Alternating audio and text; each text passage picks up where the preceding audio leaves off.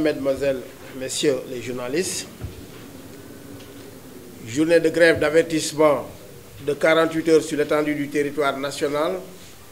le mercredi 23 et le jeudi 24 mars 2022, avec le respect des urgences et du service minimum. Sit-ins régionaux suivis de points de presse, de campagnes d'affichage et de vulgarisation de la plateforme minimale revendicative de l'Assas And Gueusseum. Telles sont les activités phares du deuxième plan d'action, objet du point de presse de ce matin, ici au siège social de la FGTS. Prenant à témoin l'opinion nationale et internationale, l'Assas And Gueusseum, composé du SUTSAS, du SUDETEM, du SAT Santé démocratique, de la CNT Santé, de SAT-CL, engage un second plan d'action dans la période du 17 au 26 mars pour obtenir du gouvernement du Sénégal la signature du protocole d'accord gouvernement And Gueusseum à la suite des négociations avec les ministères sectoriels entamées depuis le 21 mai 2021 et l'ouverture de négociations sérieuses sur le système de rémunération des agents de la santé et de l'action sociale, à l'instar des autres catégories socio-professionnelles de l'État. And Gueusseum de rappeler, pour le déplorer aussi, les manœuvres dilatoires, les manœuvres de diversion et d'amalgame du ministre de la fonction publique dans le traitement des accords sectoriels dont le projet de protocole a déjà fait l'objet de partage et de validation avec les parties concernées bien avant les élections territoriales, pour ne pas dire locales. Sinon, que cherche-t-elle en renvoyant And Gueusseum à d'autres rencontres de rattrapage avec d'autres organisations syndicales de notre secteur récemment regroupées et jadis constituées en pourfendeurs de nos actes? L'unité syndicale, étant une construction de longue haleine, ne saurait s'imposer au forceps à And Gueusseum sous le couvert d'une volonté verticale suspecte. C'est pourquoi les camarades sont invités à faire preuve d'engagement, de sérénité, mais surtout de vigilance face aux marchands d'illusions sans éthique ni foi, j'allais dire ni loi. Les mêmes hommes pratiquant les mêmes méthodes, comme en 2018, And Gueusseum s'inscrit dans la durée en cas de pourrissement de la situation par le gouvernement et demande au chef de l'État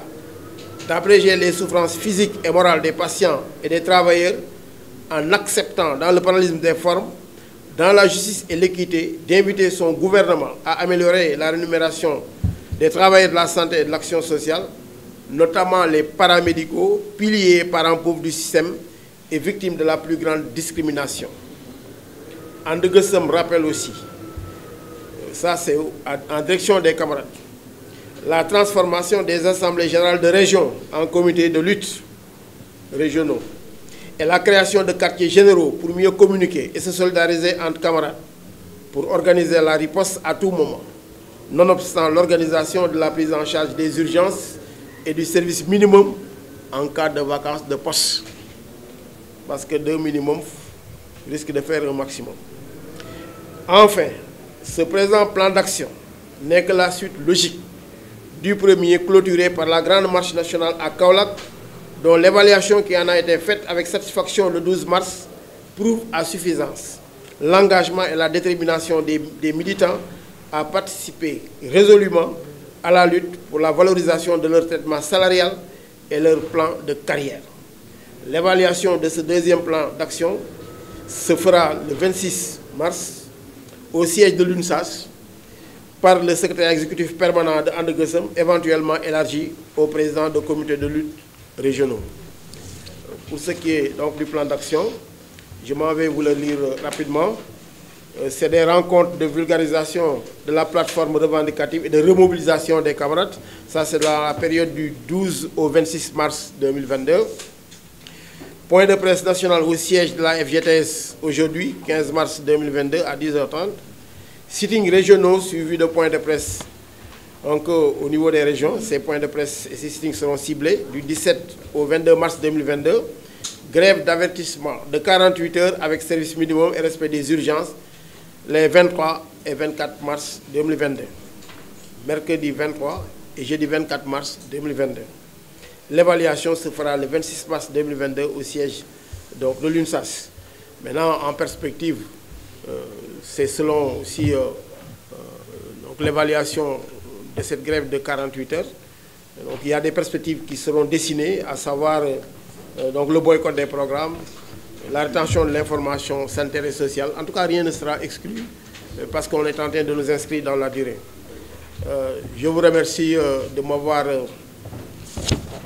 prêté votre aimable attention. tey jii nag moom li ñuy waxtaane suñu point de presse dafa tënku ci ñaari ponk yu am solo yoo xam ne moom la ñu bëgg a def rek waaye nag dana du ñàkk yoo xam ne dinañ ko ci tàbbal benn bi mooy signature protocole bi nga xam ne dañ ko liggéeyoon ba pare bi ci des mooy naka la ñuy fexe ba système de rémunération bi ñun ñu gis ci suñu bopp maanaam ñu jox ñu valeur bi nga xam ne nii ñun loolu la ñuy joxe ci réewum Sénégal ñu bëgg nag am loo xam ne dañ leen koy yëgal waaye bala ñu yëgal loolu dañuy wax déjà ci signature protocole bi nga xam ne daanaka dañ koo liggéeyoon depuis le 21 mai lañ commencé woon di ko waxtaan ak gouvernement bi waaye di daje ak ministère yi nga xam ne ku ci nekk dafa am ci côté boo féete maanaam ki yor wér-gu-yaram bi ak action sociale ki nga xam ne moo yor mbirum dëkkuwaay yi ak ki nga xam ne moo yor finance waaye ñoom ñëpp nag ak ministère du travail ñoom ñëpp ki leen waroon piloté mooy ministre de la fonction publique ñu waxtaane ko nag ba mu mët ci bi ñuy jege élection yi sax ñu digoon ñu ne dinañu signé ñu toog ba tey yàggul dara yëg ngeen ko alxamis bee ñu génn bu ma juumul ci lañ ñu woo ñun ñëpp dajale ñu fële ca teeru bi ministre de la fonction publique teg ñu maanaam daal ñun ni ñu ko gisee mooy daal daf ñu doon daanaka foye te xam na ni fii ay responsable ñoo fi am moom ni mu amee ay responsabilité ñun noonu lañ ko amee mu jël ñu dajale ñu ak ñoo xam ne nii ñun saa yu ñu jógee ñooñ la ñuy jël teg leen ñu di ñu dóor maanaam dóor bi mooy ñuy fexe ñoom nan lañ ñuy jéem a néewalee doole waaye ki nga xam ne 90% des effectifs moom la yor soo ko bëggee néewal doole da ngay sonn léegi nag loolu lañ gis keroog ci nga xam ne ministre bi keroog bi mu ñu invité ñu jàpp ni ñun man de keroog bi may dem waaxu ya ma àndal dañ def ni woon bi ñu accès signature protocole lan ñuy wax ndax it loolu lan ñu invité woon bi ñuy jox suñu invitation loolu lañ si waxoon waaye bi ñu demee ñu fekk fa ñeneen ñoo xam ne saa yu ne ñun gauche la ñuy jaar ñoom ñu ne droite kon nag jàpp nañ ni gouvernement teg syndicat waru ko kenn jagleelu ko loolu ñun lañ ko jagleel gouvernement moom teg syndicat waru ko bay boole di jéem a fédéré jàpp naa ni ñoo xam ne nii ñi ñu ci sut pour présentement ñu fédéré leen sax problème la posé massama ñun te di ñoom ñoo ñu ko war a defal ñun ñoo war a am xel mi am vision bi am xalaat bi xam nañu ànd gësam ouvert na ci loolu li ci des kay mooy est-ce que nag suñu vision ak suñu doxalin benn la jàpp naa ne du benn ndax bés bu nekk ñu gis nit ñiy sànnee xeer ak di ñu wax loo xam ne suñ ko seetee ñoom ci seen biir foofu la gën a bare kon keroog rafetlu wuñu taxawaayu ministre de la fonction publique ci ñun li nga xam ne ni suñu signature protocole bi kafuñu ci réewuñu ci parce que ba ñu toogee xam nañ ne protocole ñun ñoo ko am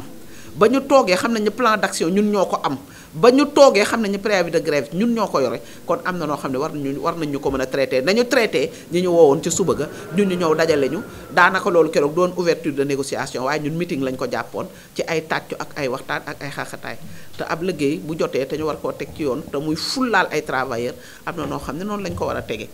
donc loolu rafetlu wuñ ko benn yoon ñu ne nag duñ ci dellu ginnaaw duñ ci yox-yoxi duñ ci def dara li ñu bëgg mooy ñu signer ñu suñu protocole suñu ko signalee ba pare nag ñu soog a xool système de rémunération bi nga xam ne ñoom ñoo xët li nga xam ne ni ñun dañ cee àndoon ak ngor ne dañuy déglu ndax président ba mu tegee loolu def consultance bi le président Mballo Dia Thiam bu ànd gësëm bi nga xam ne moom moo ñu jiitu en tant que secrétaire général du SUTSAS ñi ci topp ñuy SUDTM bu Sidé Ndiaye ñi ci topp muy SAT santé démocratique bu Adja Ndeye Diakhaté ñi ci topp di synthèse santé bu Pape Ndiébel Diop ñi ci topp di SAT collectivité locale bu secrétaire général Mañ Ndioba donc loolu jàpp nañ ni ñun suñu toogee ànd ak ngor ak li ñu représenté ci système sanitaire defe nañ ne kon lu ñuy waxtaan dañ koy loolu waaye dañoo xëy rek comme nañ ko waxoon gis ni maanaam daanaka luxus lay nurool ndax président moo ne woon le 1er mai nivellement par le haut loolu poosam attanu ko waaye poosu gouvernement bi attanu ko waaye nivellement par le bas dana am ñoo xam ne dañ leen di yàqal ñu xëy suba mu mel ne daanaka comme luxus ñu génnee daanaka téeméeri milliards teg ko te nag dañoo gis ni dañ koy waxaat président Macky Sall bi mu fi toogee ak léegi gisuñu benn dërëm boo xam ne dugal na ko ci système de santé mu intéressé les paramédicaux moom daal dafa ñëw dugg ñu jàpp ñu daanaka def ñu frustration boo xam ne sañuñu ko ci jàngalekat yi ndax jàngalekat yi ñoom dañoo commencé ci professeurs yi ba ki gën a tuuti ñun ñu commencé ci professeurs yi ak ña ca topp te nag ñu yéene leen loolu ñu am li ci des yëpp nga xam ne ñoo ci gën a bare ñooy soldats yi te mën nañoo liggéey sans ñeneen ñi te ñeneen ñi mën ñoo liggéey sans ñun ñu jàpp ñu rek teg ñu ci banc bi ba ñuy def kii à 65 ans dañoo def problème élite alors que du problème élite dafa di ay problème cotisant ñu jàpp ñu teg ñu ci nangu ñu jox ñooñu daanaka 700000 ñun 0 franc ñun dañuy waxaat président Macky Sall ne jàpp nañ dañul bi nga faloog léegi dafa mel ni danga noo fàtte wala daal ñun dañ ñoo discriminer te nag jàpp nañ ni njàng baax na waaye de lu waaye di ñaan da cee wala boore wér-gu-yaram ndax ci wér-gu-yaram ci ngay bànneexu président mu xoolaat bu baax a baax li nga xam ne nii moo ko dul defaral contexte bi mayewu ko leneen mayewu ko ñu ne daal suñu protocole duñ ci kaf duñ ci ree waaye it rémunération agent yi danañ ci waxtaan bu baax a baax fa ñu yóbbu nag jëmale ñu ci ay gannaaw ay mois d'avril ak yooyu duñ ko nangu tey duñ ko nangu ëllëg moo tax ñu ne dañuy def grève d'avertissement ko xam ànd gësam nag xam ne billaay ñoo mën course de fond duñu vitesse dara dinu gaañ dañuy dukkal rek def ko course de fond ba heure bu ñu li ñu am ñu bëgg ko donc loolu la ñu wax ne danañ def rencontre de vulgarisation commencé nañ ko boobu depuis fukki fan ak ñaar ci weer wi ñu ngi waxtaan ci bërëb yi assemblée de région yi nga xam ne dañ ne woon dañ koy def gën nañ koo taaralaat def ko ay comité yoo xam ne day am ay quartier général day tax ba toujours ñuy waxtaan day tax ba toujours ñuy sottante ay xalaat waaye day tax également que xamante bi gën a bare ñu gën a mën a fédérer suñu ay force loolu def nañ ko tey jii gis ngeen ñu def point de presse suñu deuxième plan d'action la bokk ci FGTS siège FGTS waaye dinañ def ay sitting régionaux yoo xam ne ni ci région yi lay doon te gis ngeen suñu keroog bi ñuy clôturer suñu plan d'action ña nga def marche bu rëy ca Kaolack nañ ko defee woon Fatick defaat nañ bu ko raw Kaolack kon war nañ xam ne ànd nga sama yor doole ji ndax nag